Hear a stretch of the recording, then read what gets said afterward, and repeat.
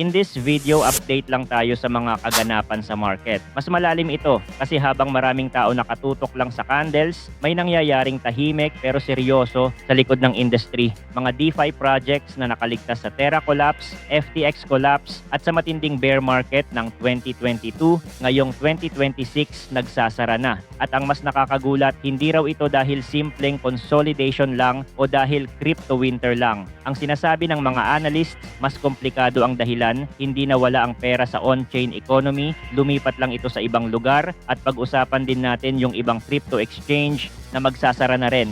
At kung interesado ka sa ganitong mga content token reviews, crypto news, anything related to crypto, make sure to subscribe and hit the notification bell. Simulan natin sa pinakamalaking tanong. Bakit may mga DeFi projects na nakaligtas sa mga pinakamalalang pangyayari sa crypto history? Pero ngayon sila bumabagsak. Noong 2022, halos buong industry ay nayanig. Bumagsak ang Terra, nawala ang tiwala ng maraming tao sa algorithmic stablecoins, sumunod ang FTX collapse na nagpabagsak sa confidence ng users sa centralized exchanges at maraming projects ang biglang nawalan ng liquidity, users at funding. Kung tutuusin, kung may panahon na dapat namatay ang mahihinang protocols, iyon na sana. Pero may mga projects na nakatawid, nakasurvive sila, nakapag-operate pa ng ilang taon. Pero ngayon, iba na ang problema. Hindi na lang fear ang kalaban, hindi na lang bear market ang kalaban. Ang kalaban ngayon ay relevance. Isa sa pinakamalinaw na example ay Zapper, isang DeFi dashboard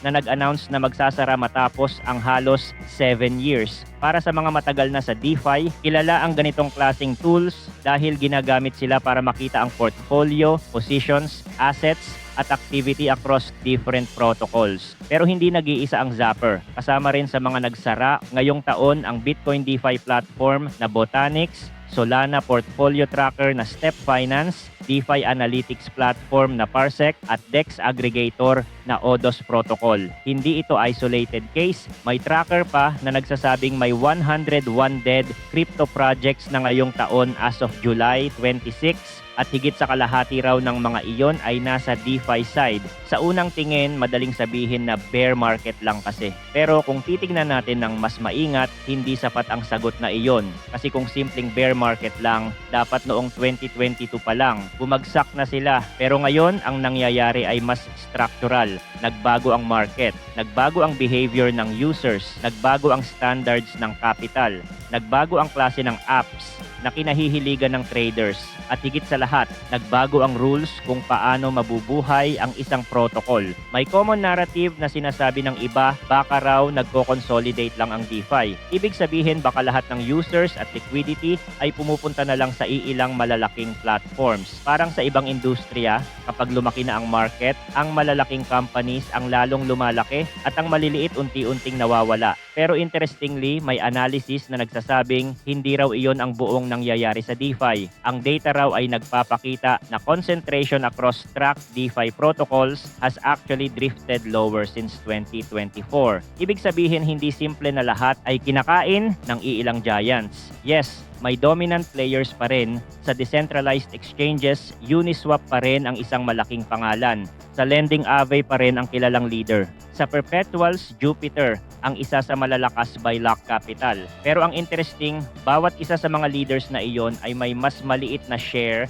ng kani-kanilang sektor ngayon kumpara 2 years ago. Meaning, hindi lang sila lumalaki ng lumalaki at kinakain ang buong DeFi. Ang nangyayari, mas maraming lugar na pinupuntahan ang users at liquidity. Mas maraming apps ang nakikipag-agawan. Mas fragmented ang attention. Dito mahalagang intindihin ang phrase na capital rotated rather than exited. Ibig sabihin, hindi simpleng lumayas ang pera sa crypto, hindi simpleng sinabi ng users na ayoko na sa on-chain. Ang mas totoong nangyari, lumipat ang activity sa ibang corners ng crypto economy. Yung dating economic activity na nasa classic DeFi, napunta sa mga adjacent apps tulad ng Hyperliquid, Polymarket, Pump.fun at iba pang bagong venues. Kaya kahit mataas pa rin ang total on-chain fee generation, lumiit ang viability ng classic DeFi projects. may pera pa rin, may activity pa rin, pero hindi na sila ang pangunahing pinupuntahan. Isipin mo ito na parang palengke. Dati konti lang ang tindahan, kaya kahit simple lang ang paninda mo, may bibili dahil ikaw ang isa sa iilang options. Pero ngayon, sobrang dami ng tindahan, may mas bagong concept, may mas mabilis na service, may mas entertaining,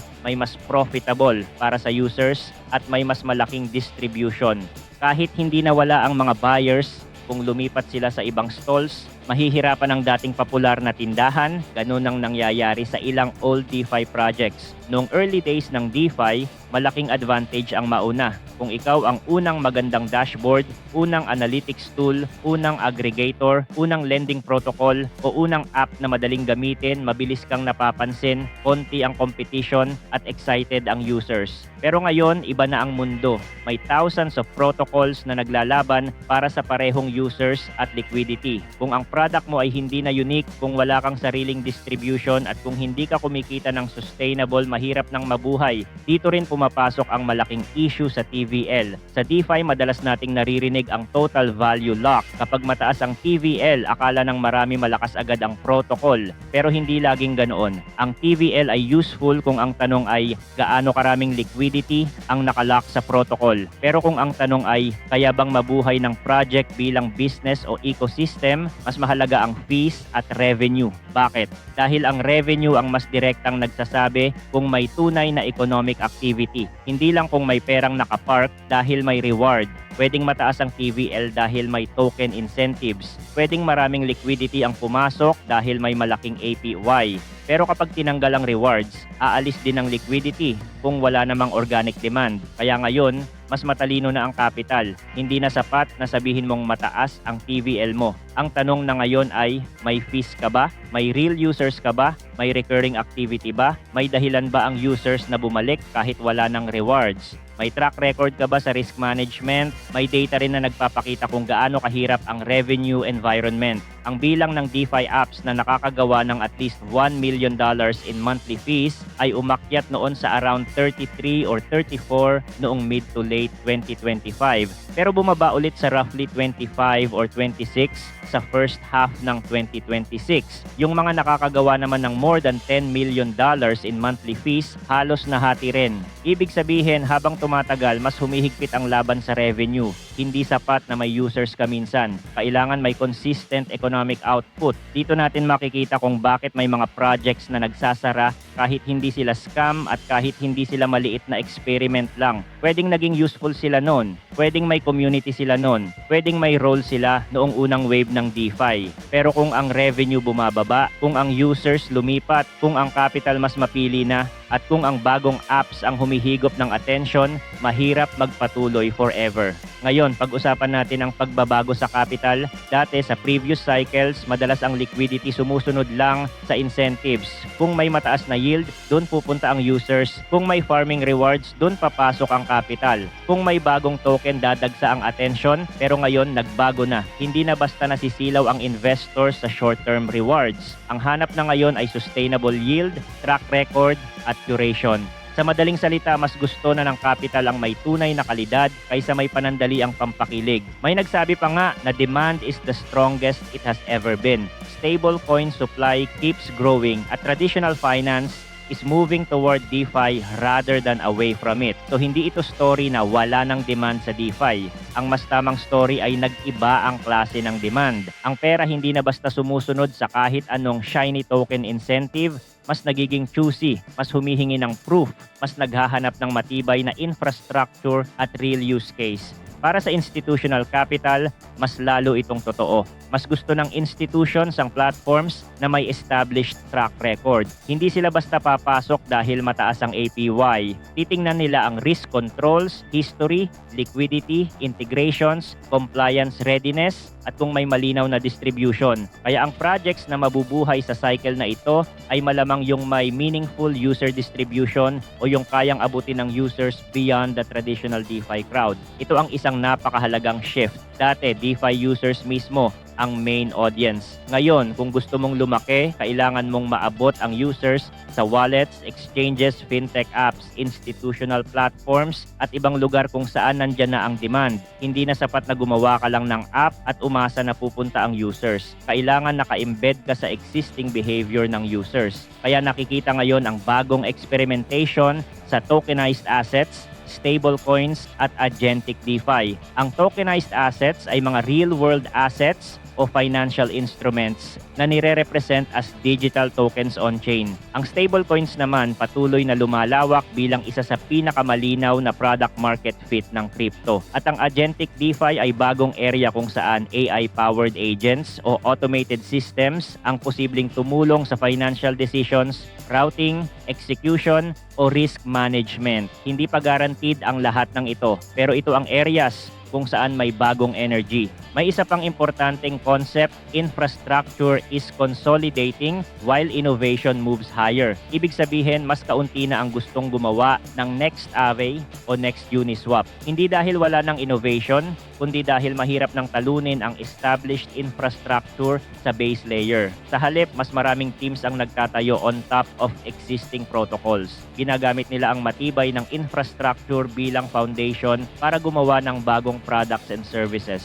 Ngayon, punta tayo sa second major story. Bitmart, habang DeFi projects nagsasara, pati isang crypto exchange na tumagal ng 9 years ay nag-announce na rin ng wind down. Bitmart said na it will wind down its trading platform, ending 9 years of operation, at pagkatapos ng announcement, bumagsak ang exchange token nilang BMX ng almost 60%. Ito ay malaking paalala na kahit centralized exchange na matagal na sa market, hindi guaranteed na permanent, ang Bitmart ay tumigil na sa pagtanggap ng new registrations, deposits, at new trading orders noong Sunday. Yung futures accounts nilipat sa reduce-only mode. Ibig sabihin, kung may futures position ka, hindi ka na dapat magdagdag ng bagong exposure. Pwede mo na lang bawasan o isara ang existing position. Ito ang typical na step kapag ang platform ay nag-o-orderly wind down para mabawasan ang bagong risk habang inaayos ang exit process. Ang official explanation nila ay operating conditions, market environment, and future strategic direction.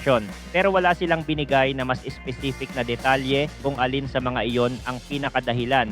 At dahil kulang ang detalye, natural na maraming tanong ang lalabas. Bakit magsasara ang isang exchange na 9 years ng operating? Regulation ba? Competition ba? Cost ba? Liquidity ba?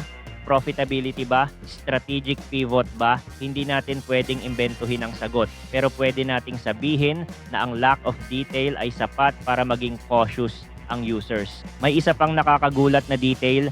Bitmart reported $1.6 billion in 24-hour volume, up 51% from the previous period, with Bitcoin accounting for nearly half. Kung headline lang ang babasahin, parang sasabihin ng iba, bakit magsasara kung malaki pa ang volume? Pero mas plausible explanation ay maraming users ang nagsasara ng positions at naglilipat ng funds palabas. Kapag may shutdown, tataas talaga ang activity dahil maraming nagsasara ng trades at naghahanda mag-withdraw. Hindi ibig sabihin fresh demand iyon. Minsan, ang mataas na volume ay exit activity. Hindi rin dapat kalimutan na noong December 2021, Bitmart lost about $196 million sa hot wallet breach. Isa sa mas malalaking exchange hacks ng cycle na iyon. Covered naman daw nila ang customer losses noon, pero bilang reminder, exchange risk is real. Kapag ang funds mo nasa exchange, hindi lang market risk ang hawak mo. May platform risk,